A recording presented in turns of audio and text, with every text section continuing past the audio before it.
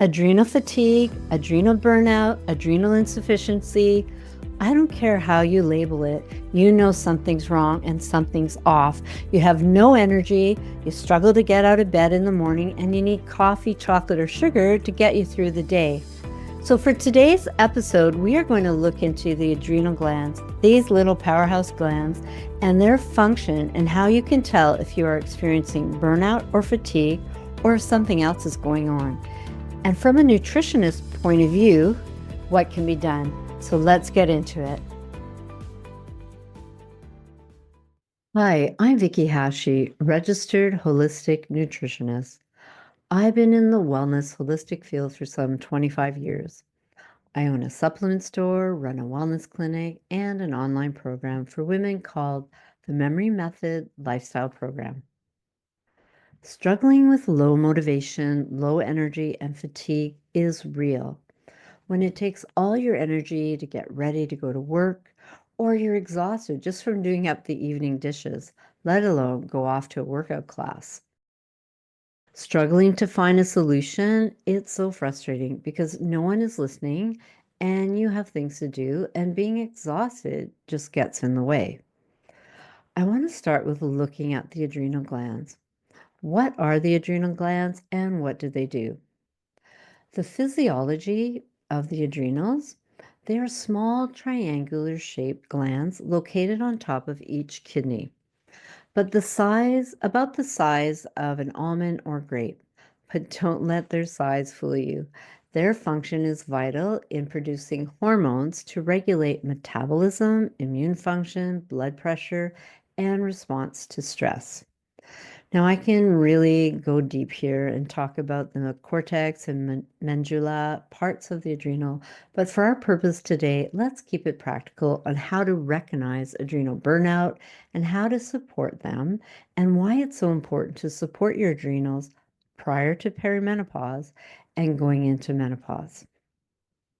So, signs or symptoms of adrenal fatigue. So, feeling drained even after rest, trouble completing tasks, muscle or joint pain, irritability or depression, being emotional without reason, body hair loss or sexual dysfunctions in women, midsection weight gain. Now, postmenopausal women may experience that midsection weight gain, but I'm talking about premenopausal, and you start developing a spare tire. Now, that's due to high cortisol. The cortisol has nowhere to go and it starts hanging around the midsection. So you have trouble winding down at the end of your day, difficulty relaxing, especially, at night due to that elevated cortisol level. And what do we do at night? We start craving the carbs or the chips, the salty foods. And yeah, and then we're sitting there and they're your spare tire. You ever go you ever go to a grocery store on a Monday morning?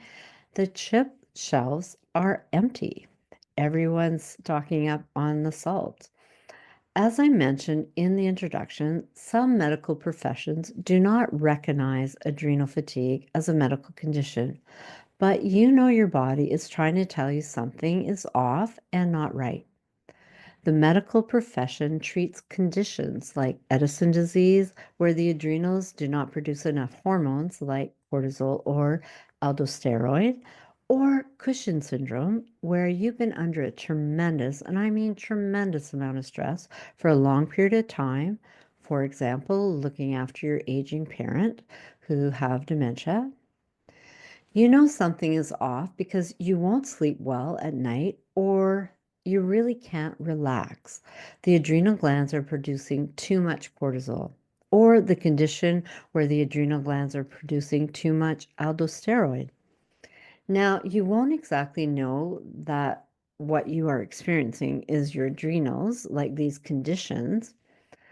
The adrenals are a good place to investigate. So, how can we distinguish between a condition or a symptom when it comes to the adrenals? So, please seek out a medical professional to determine if you don't have these conditions I mentioned. That's the only way.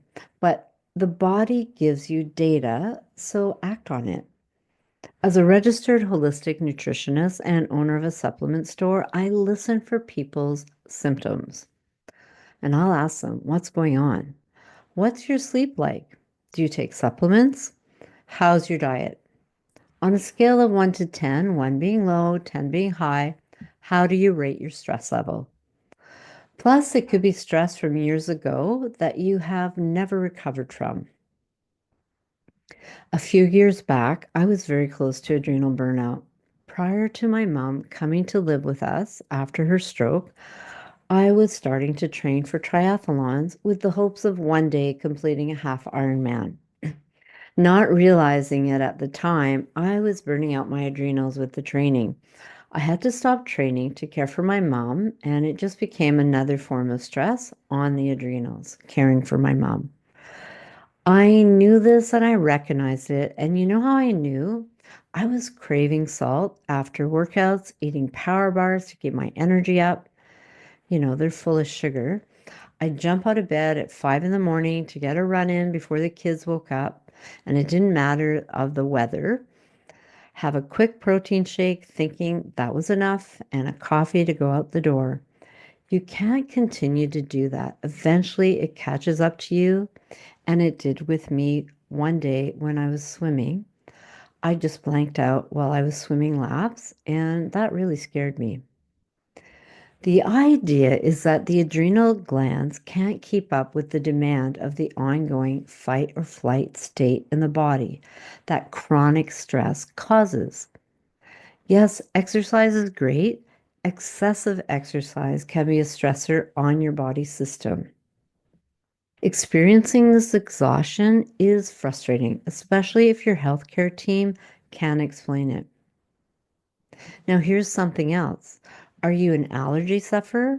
How does that affect your adrenals? Allergies can be to food or from the environment. During an allergic reaction, the body releases histamine, leading to inflammation, which can put a strain on the adrenal glands to produce more cortisol, a natural anti inflammatory hormone. So, picture this, you're already stressed because of your job, your family, you're caring for your parents, and then allergy season comes, and the adrenal is secreting even more cortisol. So, yeah, allergies can be another stressor on your adrenals. Remember, the adrenals are small but mighty.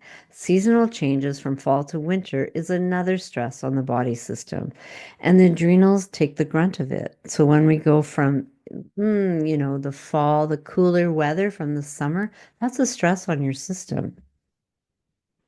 Now, I want you to stop, take a moment, pause this video if you have to, or pause this podcast, and evaluate what is going on for you. And I said, sleepless nights, stress level at work or family, all stress is accumulative. What about cognition? How does it affect that? Excessive thinking. Think, and then we think some more. I remember this cartoon strip I saw years ago. The first frame was just the character and the word think. Second frame, think. Next frame, think. And the last frame was think. The whole frame was full of the word think. That's sometimes what we do, becoming excessive thinkers of all things relevant or not. Cognitively, you're always on and you can't seem to turn it off. It eventually starts to affect your focus and your memory. Your attention becomes cloudy. All your focus is on this and that, and you may not even feel very productive. So, the more stressed or burned out you feel, every little thing starts to bother you. A slow driver on the road, a dog barking, someone too slow at the grocery checkout. How about sleep? You might fall asleep okay because you're exhausted, but you wake up around 2 a.m. totally awake and you can't seem to fall back to sleep. You need to work on getting that deep sleep. Now, why is it so important to look after your adrenals now, premenopausal? As your body transitions through the menopausal cycle, the ovaries begin to shut down, and that is where we get our estrogen from. When the ovaries shut down, the adrenals are asked to produce a little bit of estrogen. And by the time you hit 50, your adrenals are exhausted and you ask them to take on another task? No, thank you. They will rebel, and as a result, you will experience a not so pleasant transition into menopause, whether that is feeling depressed, anxious, mood swing, hot flashes, night sweats. You get the idea. Okay, so I talked about what are the adrenals, symptoms, when we are feeling exhausted, and some contributing factors. Again, if you're unsure, talk with your medical professional. Sometimes these symptoms can be overlapping where something else is going on. Stress can be different for different people. For example, driving down a highway can be stress for one person, and another person, it's enjoyment and fun. We can't always assume what each individual experiences when it comes to stress. And as women, we tend to internalize our stress. And then sometimes we just sort of blow up and people around us don't know what's going on. Let's get into how you can support your adrenals with lifestyle. You like this one. Go get a massage. Really that simple? Yes. Plan to treat yourself once a month, mark it on your calendar, massage. There's nothing so urgent that you cannot stop for 1 hour and treat yourself. You don't know any registered massage therapists? Ask around. Can't stand being touched? Try swimming or a hot tub or a sauna to relax your muscles. Food, of course, the quality of your food matters. Don't mindlessly eat at night before bed. That has to stop, especially the chips or the pretzels, the salty foods. Sufficient protein throughout the day. Red meat, chicken, salmon for all those meat lovers. Beans, chickpea, miso for all the vegetarians. Eat real food. Minimize food that come out of a bag, a box, or a can. Stay away from those sugary type foods or desserts. Chocolate. From a supplement point of view, high vitamin C. What does that look like? 1,000 milligrams in the morning and another at night. A vitamin B complex, meaning all the Bs, ideally 100 milligrams each. If you are really stressed, I highly recommend the 100 milligrams and the 1,000 vitamin C in the morning and 1,000 at night. Herbs like ashwagandha. Now, ashwagandha has been getting a lot of attention lately. Ashwagandha is an ancient medicinal herb, and studies find it reduces anxiety and stress, supports restful sleep, and even improves cognitive function. Usually, with herbs, though, I will say take for 1 month and then assess. Take a week off, and if you're feeling kind of better, then just take it Monday to Friday or take it, and then take the weekends off or take it, your work week, take it during your work week and then take a few days off in between. Now, others may disagree with me, and that's okay. Like I said, listen to your body and assess your needs. Now, there are different supplements out there that are specific for adrenal support, where it's a combination of different, like the vitamin C's and some that I'll mention here. So you're welcome to do that as well. And that is just nourishing your adrenals. But this is not so much for the adrenals. However, it does help for anxiety, and that's GABA. It is naturally occurring amino acid promoting a calming effect. Talk about that think cartoon. GABA gets you out of your head. Now, I had a customer under a lot of life decisions and was having trouble coping. She purchased the GABA and she called me an hour later to say thank you. It calmed her down and she could make better and informed decisions. Now, L-theanine is getting a lot of attention as well, and that's another amino acid. So they're not necessarily supporting the adrenal, but they're supporting the stress level. Now, how I distinguish between GABA and L-theanine.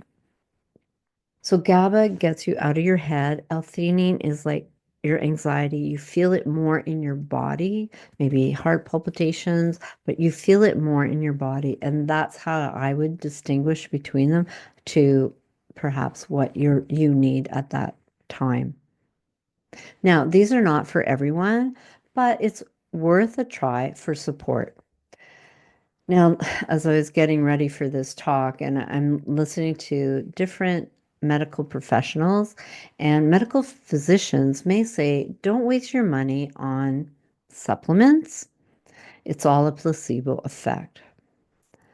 But you need to do something. And I say, try a supplement and see if there is improvement.